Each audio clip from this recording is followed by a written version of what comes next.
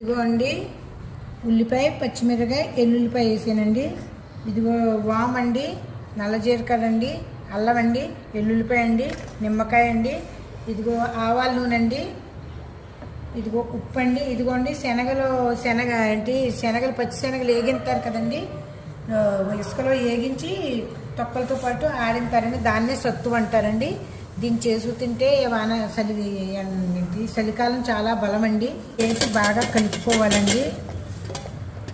ఇదిగో తగినంత ఉప్పు వేసుకోవాలండి. అన్నీ మెత్తగా పిసుక్కోవాలండి. ఉల్లిపాయ ముక్కలు బాగా ఇది అవ్వకుండా. రసం కూడా కంపల్సరీ అండి. ఇదిగో అండి దీన్నే సత్తు అంటారండి. ఇదిగో అండి ఆవాల నూనె అండి, ఆవ నూనెనండి, ఆవకాయ మసాలా కంపల్సరీ అండి. ఆ రెండే దీంట్లో టేస్ట్ తెస్తాయండి. ఇదిగోండి నిమ్మకాయ పిండుకుందాం తగినంత టేస్ట్కి. పిండిని కొంచెం తడిగా కలపాలండి. పచ్చిమిరకాయలు, ఉల్లిపాయలు, వాము, నల్ల జీలకర్ర పంటి కింద పడుతుంటే బాగుంటుందండి. ఆవ నూనె ఇందులో కంపల్సరీ అండి. అన్నీ కంపల్సరీ అండి ఇందులోని. మనము నార్త్ ఫుడ్ని కూనీసేసేస్తున్నామండి. మన ఫుడ్ని నార్త్ వాళ్ళు కూనీసేసేస్తున్నారండి. వాళ్ళు ఏంటంటే ఇడ్లీ పెడితే అందులో ఇది ఏంటంటారు ఈనో వేస్తున్నారండి. అసలు మనం వేసుకోండి. మనమేమో నీళ్ళు ఎత్తే అరుగుతుందని మనం చెబుతున్నామండి కొంతమంది. ఇదిగోండి సరిపడి పెట్టుకోవాలండి. ఎక్కువ కాకుండా ఎక్కువైనా బయటకు వచ్చేస్తుంది. చాలా బలం అండి ఈ ఆహారం.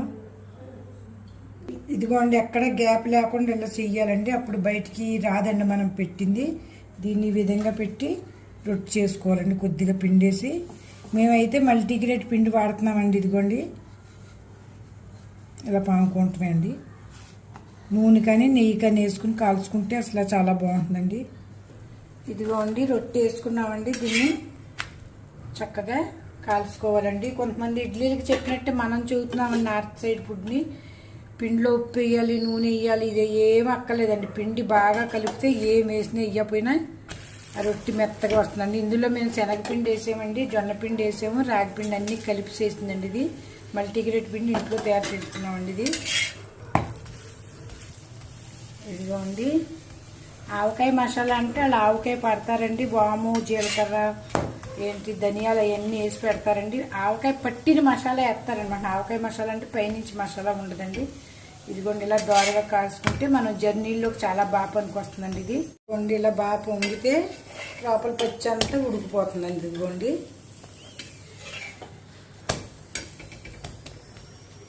రొట్టెలు చూసారండి. ఇది చాలా మంచిదండి, పౌష్టికాహారం అండి. మీరు ఇడ్లీ దోశలు పొగడొచ్చి కాదనండి. గుర్రానికి ఏం పెడతారండి? శనగలు కదండి. దాని కాళ్ళు ఎంత స్ట్రాంగ్ అండి. మనం కూడా అంత స్ట్రాంగ్గా ఉంటామండి.